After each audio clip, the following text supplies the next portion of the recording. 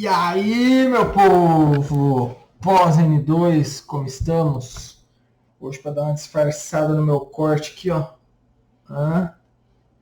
Improvisei um chapéu. Na verdade, isso aqui é uma máscara.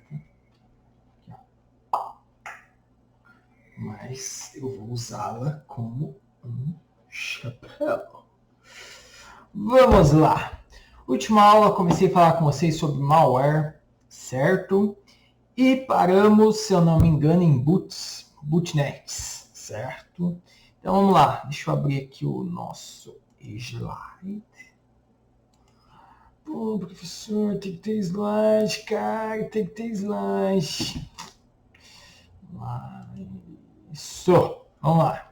E o nosso próximo item, como vocês podem conferir, é Cavalo de Troia, beleza? Não é aquele filme, não é aquele negócio da Roma Antiga, mas tem um significado, beleza? Então, o Cavalo de Troia é um tipo aí de malware, né? Que pode entrar em um computador disfarçado como um programa comum e legítimo, tá? Ele serve para possibilitar a abertura de uma porta de forma que usuários mal intencionados possam invadir seu computador. Então você instala teoricamente um software legal, né?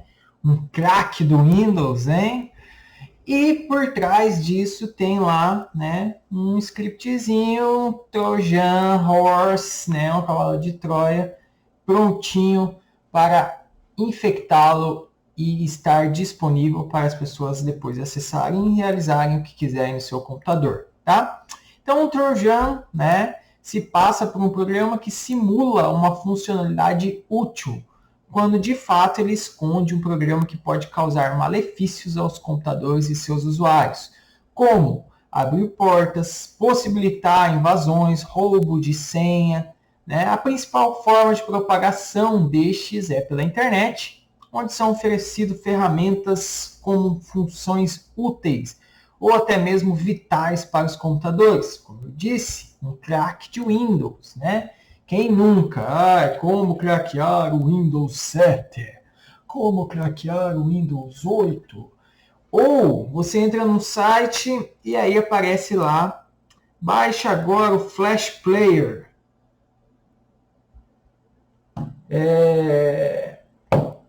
Baixe agora o Flash Player, baixe não sei o que para você executar essa página. E você, na inocência, né? Você não. Antes de você começar esse curso, porque agora você não é mais um usuário, né? Vai lá na inocência e baixa e cabum, né? Ele até traz, às vezes, realmente o programa, tá? Mas ele tem um acréscimo, né? É como se você comprasse um bombom e dentro tivesse uma barata. O bombom existe, mas dentro tem um inseto, né? Nada a ver essa analogia. Vamos lá. Os dois tipos mais comuns de Trojans são os keyloggers, que normalmente são utilizados para roubar senhas, e os backdoors, que nós já falamos de backdoors. Falamos? Deixa eu ver. Falamos de backdoors, tá? Diferente dos vírus e worms, eles normalmente não se autocopiam, né? Então não necessitam infectar outros programas para suas funções. Eles são autônomos, necessitando apenas ser executados. Costumam instalar-se com arquivos que, quando apagados, podem gerar perda de dados. Isso acontece muito, tá? Você instalou o crack do Windows. Esse Vim, né? Não estou falando que todos são, pessoal. Ele se, né, autoconecta a um System 32 da vida. Estou dando um exemplo. Quando você deletar, você identificou que eu vou deletar. Foi junto, meu filho. Já era. Corrompeu o Windows e aí você tem um trabalhão da peste para recuperar. Beleza? Como eles são menos... peraí. Um detalhe aqui. Eles apenas precisam ser executados, né? Então, putz, peguei um cavalo de Troia, peguei um Trojan ao acessar um site. Não. Você não pega um Trojan ao acessar um site. Você tem que executá-lo, ok? Não tem como se auto-executar. Como eles são menos limitados, podem ser potencialmente mais perigosos e às vezes não são identificados como ameaças. Assim como uma forma de prevenção, arquivos executáveis desconhecidos ou de origem duvidosa, ainda que sejam acusados como ameaça pelos antivírus, devem ser executados com cautelas. Tá? Uma medida de segurança simples, porém muito eficaz, é tomar cuidado com os arquivos executáveis vindos de terceiros. O ideal seria utilizá-los somente quando se tem certeza de sua procedência para evitar incômodos futuros. Né? Um amigo me mandou um crack de jogo.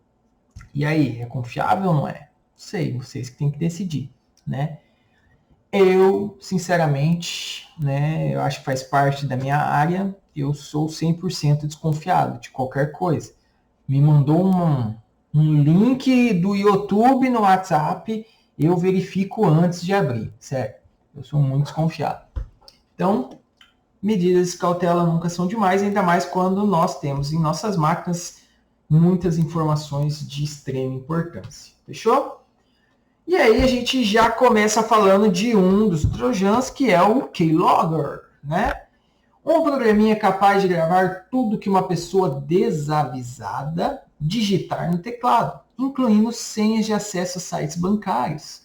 Continue ligado neste artigo do Tecmundo. Olha só, hein? Eu peguei esse artigo lá do Tecmundo, ok?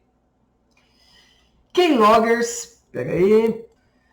Então, Keyloggers, um programinha capaz de gravar tudo que uma pessoa desavisada digitar no teclado, incluindo senhas de acesso a sites bancários. Tá? Keyloggers são aplicativos ou dispositivos que ficam em execução em determinado computador para monitorar todas as entradas do teclado. Assim, aquele que deixou o programa em execução pode, em outro momento, conferir tudo que foi digitado durante um determinado período.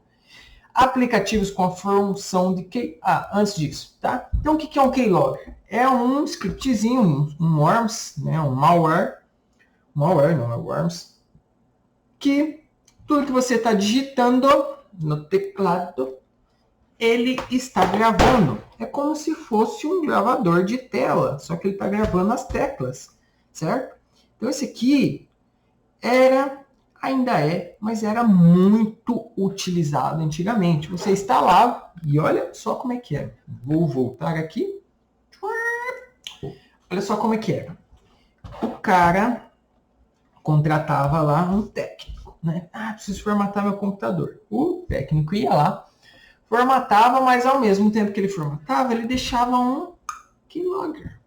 E aí o cara ia trabalhando.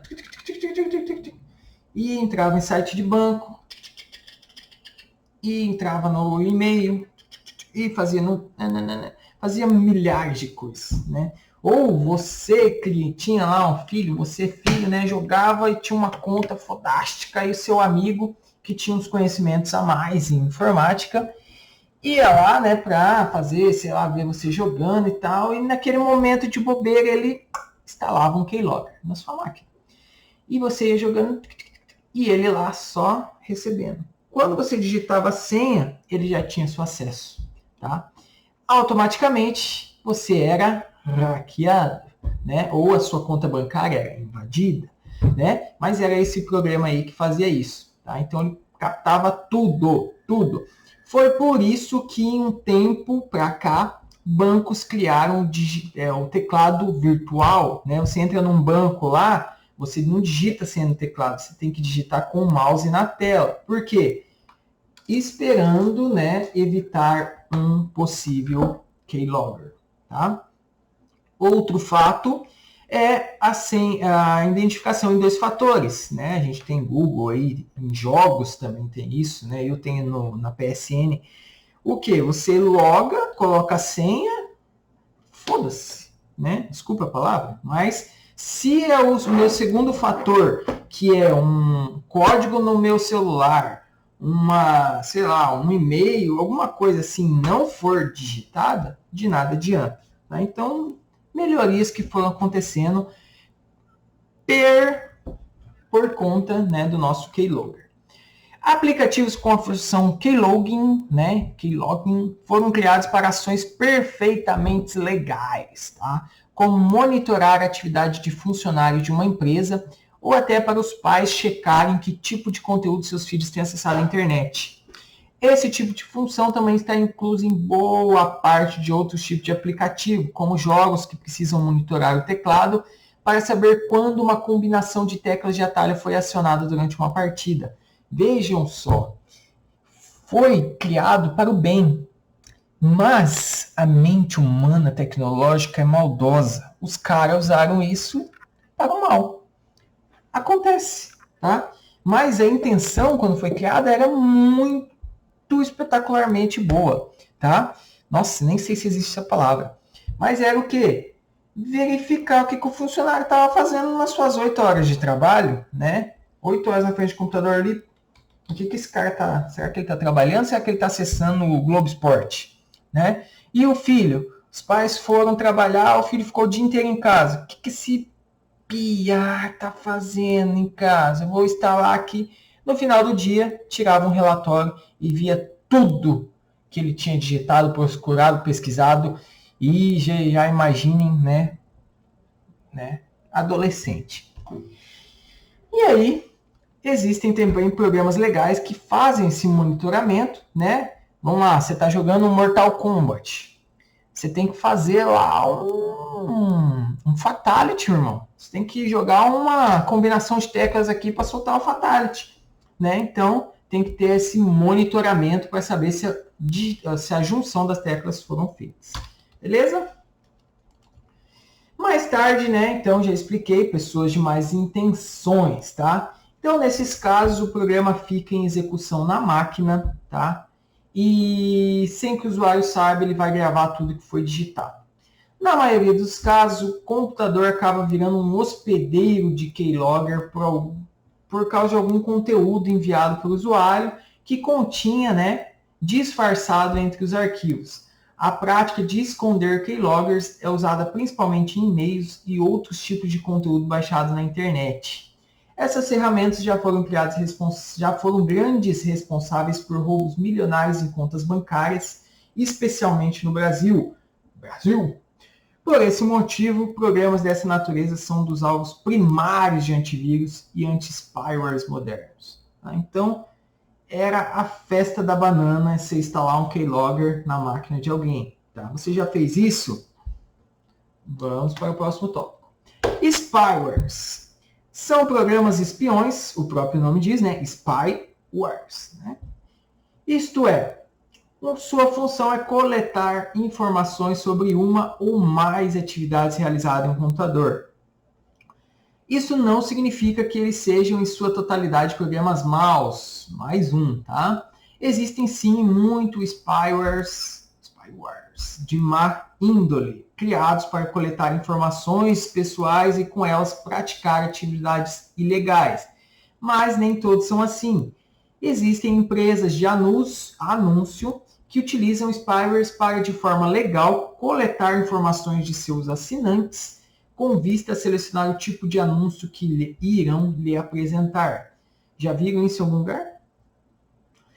Este software geralmente é criado por criminosos com o objetivo de coletar os dados pessoais confidenciais das pessoas com fins ilegais, como fazer compras com cartão de crédito ou invadir a conta bancária da vítima.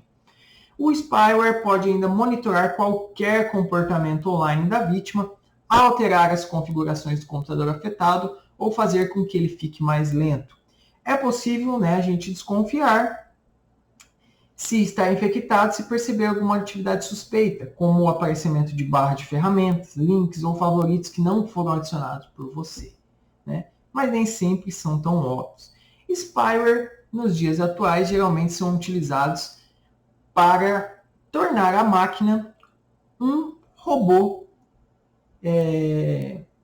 de mineração de Bitcoin. Tá? Pelo menos é o que se mais faz. Mas existem, né, para pegar dados bancários, verificar arquivos, roubo de fotos, né? Mas é um software malicioso muito utilizado aí pelo mundo sombrio da tecnologia, ok? rootkits, tá? É um software, na maioria das vezes malicioso, criado para esconder ou camuflar a existência de certos processos ou programas de métodos normais de detecção e permitir acesso exclusivo a um computador e suas informações. O sistema operacional Linux tem relação com o início desse software. Olha só, né? O Linux. Nem tudo é perfeito. Ele funciona como um backdoor e, bem ou mal intencionado, ele pode entrar e sair livremente, fazendo o que bem entender, sem que os mecanismos tradicionais de antivírus e defesas do computador inibam essa ação. Tá? O root, né, que é a definição usada para usuários que possuem controle total de computador, né, a gente usa muito no Linux, né, você está com o usuário root, você é root, né, ou seja, você é um administrador total da máquina. Tá? Junto-se ao termo de kit, né, que é acessar de maneira completa uma máquina. Por isso, rootkit ou rootkit. Né? Ele vai interceptar os dados que são requisitados e faz uma filtragem dessa informação quando algum sistema operacional efetua um pedido de leitura de um arquivo, deixando o sistema ler apenas os arquivos que não estão infectados. Por isso, o antivírus não consegue detectar ameaça ou arquivo malicioso. Massa, né? É perigoso, mas é muito bem bolado. Um computador pode adquirir esse software de que forma, tá? De diversas formas, mas o mais comum é por algum meio de algum trojan, tá? Ou cavalo de Troia, ou algum anexo, ou algum link de e-mail, tá? Também alguns sites podem instalar arquivos indevidos em seu computador que contenham um rootkit. Por exemplo, é possível que ao instalar um plugin no seu navegador, olhe o Chrome, ou mesmo um programa em sua máquina, né, que sejam suspeitos, ele esteja lá escondido entre os arquivos e acabe infectando seu equipamento. Né? Então, muito cuidado com o que vocês clicam. Nos computadores com Windows, né, eles geralmente infectam as tarefas e os processos de memória, conseguem anular os pedidos de programa que está com esse software malicioso, né? E aí o resultado é que o programa não pode encontrar os arquivos necessários para funcionar. Da maneira prática, é possível dizer que eles são responsáveis por enganar os programas que estão infectados, os fazendo acreditar que os arquivos necessários não estão presentes, e aí acontecem as mensagens de erro. Tá? Já nas máquinas com Linux, o processo é um pouco distinto. Tá? Ele vai ficar salvo, escondido no sistema, e caso ninguém descubra que ele está lá, o indivíduo malicioso vai acessar a máquina quantas vezes quiser. No entanto, nem sempre eles vão ser instalados com finalidades negativas. Eles podem ser instalados com aplicativos legítimos a fim de assumirem as funções que melhorem o serviço prestado pelo programa, como se fosse um turbo, né, num determinado serviço ou alguma coisa lá no software. Tá? Então, lembre-se que todo arquivo, todo tipo de malware, né, vamos chamar assim, que esse é o tema, nem sempre eles foram criados para o mal, tá? Às vezes as intenções eram boas, né? Mas tudo que tem um lado bom, eu consigo, né, utilizar para o lado ruim, né? Um carro, qual que é a finalidade de um carro? Locomoção e tal, né? Mas se a pessoa quiser pegar o carro para sair atropelando metade do mundo na calçada, ele pode fazer, né? Então, vocês entenderam. Worms, deixa eu ver quantos minutos, 19, acho que dá tempo de falar de Worms e ransomware é mais legal. Worms, então Worms é um programa semelhante aos vírus, com a diferença que ele é autorreplicante, tá? Ou seja, ele cria cópias funcionais dele mesmo, ele vai se replicando e vai infectando outros computadores, e no outro computador ele se replica e vai... Cara, sabe essa nuvem de gafanhoto aí que tá... Vem, não vem? É a nuvem de gafanhoto, cara. O negócio é louco. Tal infecção pode ocorrer através de conexões de redes locais, internet ou anexos de e-mail. E alguns worms infectaram centenas de computadores por meio das redes sociais MySpace, Facebook há um tempo atrás. Tá? E deu trabalho para o nosso Mark Zuckerberg. MySpace, para quem não lembra, os mais novos nem sabem do que eu estou falando, era uma rede social mais antiga aí, que fez um certo sucesso antes do Facebook, ok? O primeiro worm a chamar a atenção foi o Morris Worm, feito no laboratório de inteligência artificial do MIT, né? E ele foi colocado na rede em 2 de novembro de 88 e rapidamente infectou um grande número de computadores.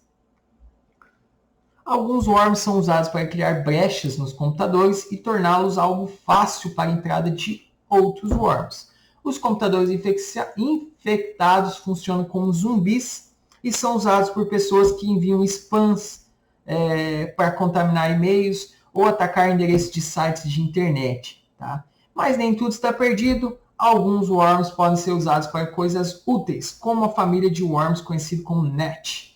Estes programas em questão fazem a busca e instalação de pacotes do site da Microsoft para corrigir diversas vulnerabilidades do sistema presentes nos computadores dos usuários. Esses zumbis, vou dar uma palha aqui, como usava-se muito aí a questão do seguinte, né? Era muito usado antigamente a questão de derrubar sites, né? Eu já brinquei muito com isso. Como assim derrubar sites? Você ficava lá lançando ataques, né, pings, para tentar derrubar o site. E aí, só que só você não é simples, tem que ter uma cambada de coisa, né? E aí o worm, né, como ele transformava a máquina num zumbi, você utilizava ela para ficar, né, atacando, ou seja, pingando, ou mandando pacotes, né, naquele endereço. E aí você tinha, não era um, não era dois, era 300, 500, 2000, né? Você tinha um monte de computadores infectados que realizavam esses ataques, você conseguia derrubar um site. Tá? Então, hoje em dia, não se ouve falar muito nisso não, mas ainda existe, é lógico, e tanto para o mal quanto para o bem. Beleza? Bom, pessoal, o próximo aqui ia ser ransomwares, né? Mas eu vou deixar uma aula específica para falar sobre esse carinha, porque ele tem uns detalhes bem legais e se eu continuar aqui vai ficar muito longo, ok? Então, utilizando o meu chapéu, encerra essa aula de hoje, tá? Qualquer dúvida podem perguntar, é lógico, já falo isso toda aula, né? E é isso aí. Tá? O material vai estar disponível e é isso aí, pessoal. Qualquer coisa, só me chamar. Valeu, tamo junto. E caso tenha porque ainda não está autorizado, tá? Então, se tiver junto, vinculado aqui exercícios, é porque foi autorizado os exercícios para a nota de N3, tá? Caso não tenha, eu não vou postar. Mas se tiver exercício, vai ser referente ao conteúdo dessa aula, beleza? Então, como estou gravando antes da decisão da coordenação, né, eu não poderia esperar para gravar, porque vocês têm que ter a aula. E é isso. Fechou? Fui! Valeu!